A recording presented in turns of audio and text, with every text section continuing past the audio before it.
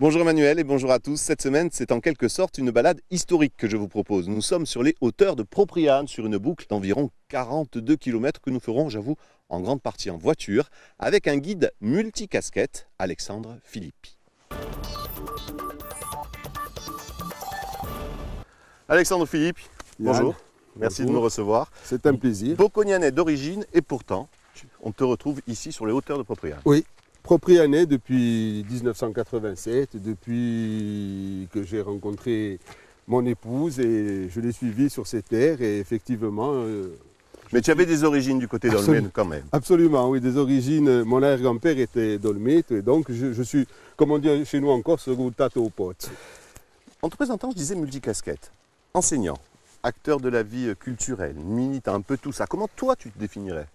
Avant tout, enseignant. Enseignant. Enseignant par passion, ça l'est devenu une passion et ça l'est toujours, heureusement pour moi. Au départ, c'était pour pouvoir rentrer en Corse. Voilà, effectivement, c'était un retour aux sources puisque je revenais de quelques années passées sur le continent et ça a été une révélation et c'est de ce moment-là que je me suis réinvesti dans la culture corse et que j'y ai pris là aussi un plaisir qui perdure toujours maintenant, à tel point que depuis une dizaine d'années, je suis président du théâtre de Propriane.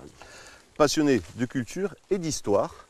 Et on va faire une balade, je disais, historique, avec un premier lieu ici, derrière nous. Derrière nous, le hameau des Martines, qui est au fond de la plaine de Barre, au-dessus de Propriane.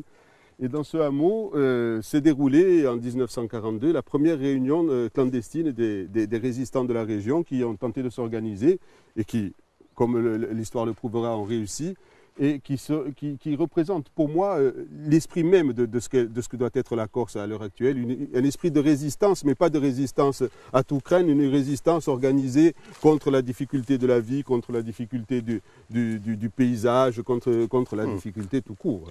Se rebeller, ne pas être passif. Ne pas être passif, voilà. La résistance a commencé ici, elle ne s'est pas arrêtée ici. Heureusement. Tu vas nous emmener, on va prendre la voiture parce que c'est un peu plus loin, tu vas nous emmener un tout petit peu plus haut, oui, sur un autre lieu. Sur le col de Sio, où a eu lieu le premier parachutage d'armes organisé justement par ce groupe de résistants de la région de Propriane. Qui était né ici. Absolument. On y va.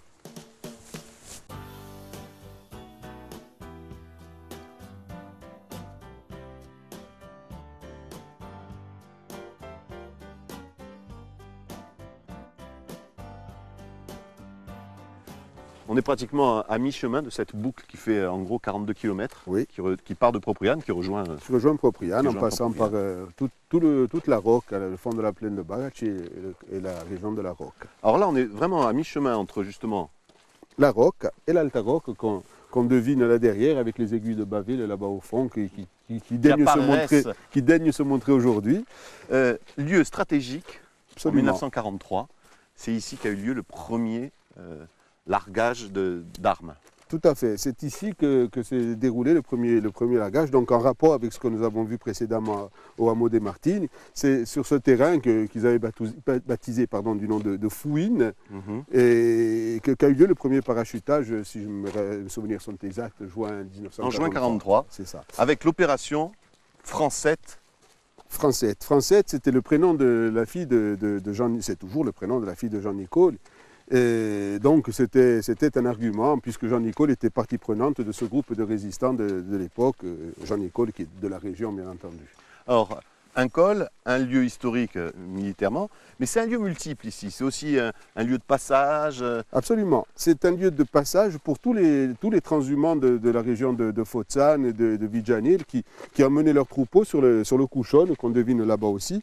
Et c'est par là qu'ils passaient avec leurs troupeaux. Et certains troupeaux sont encore en estive ici de temps en temps. Enfin, le peu de troupeaux qui restent dans la région. Il y a encore ici en estive. Et un lieu de balade aussi pour les Proprianais. Absolument. Les Proprianais se déplacent souvent, heureusement encore. Ils daignent voyager un peu loin de leur côte. C'est tout près en fait. On voilà, prend la voiture en un quart d'heure, 20 minutes, on est là. Et puis je pense qu'on y respire vraiment ce qui a fait l'originalité de la vie de nos ancêtres, c'est-à-dire cette vie rude, mais d'une richesse incommensurable.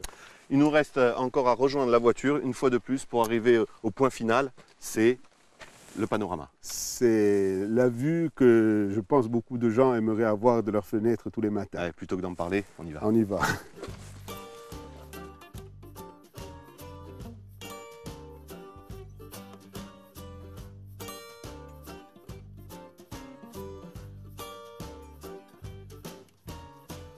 On est arrivé sur le point culminant, comme tu disais tout à l'heure, Oui. avec vraiment cette dualité-là, la dualité montagne-mer, Ouais. très présente ici. Celle qui franchement fait l'originalité de ce lieu, c'est-à-dire qu'on a la mer à portée de main, avec bien entendu son développement, et on a cette montagne qui, malheureusement, est en train de s'endormir. Je ne veux pas parler de mort parce que je suis encore optimiste. Il faut toujours le rester. Voilà, elle s'endort, mais on voit quand même accroché au sommet les traces de la vie de nos ancêtres. Et c'est ça qui, moi, me tient à cœur particulièrement, c'est ça, c'est retrouver et faire retrouver à mes élèves cette passion pour un territoire, cette passion pour leur territoire. Et c'est une région franchement attachante, une région qu'on aimerait voir vivre encore plus. Merci en tout cas de nous l'avoir fait partager et découvrir sous un autre regard. On va, juste avant de se quitter, parler un peu d'avenir, du tien, l'avenir de l'enseignant. L'enseignant qui va continuer son métier pendant quelques années encore, j'espère. Le théâtre de Propriane. J'espère aussi pouvoir continuer à m'en occuper, et il n'y a pas de raison. L'acteur culturel et le musicien. Peut-être même que je m'y remettrai, va savoir. Et puis aussi d'autres actions, pas ici obligatoirement, puis toujours à Bocognane, la foire. La foire. Tu participes la foire à laquelle je tiens par-dessus tout, puisque c'est notre enfant. Et depuis combien d'années tu... 28 ans. Quand même. Ah oui, quand même. Merci Alex. De rien. En ce qui nous concerne, on se retrouve bien sûr la semaine prochaine pour une autre rencontre, un autre lieu et bien sûr d'autres souvenirs. Salut.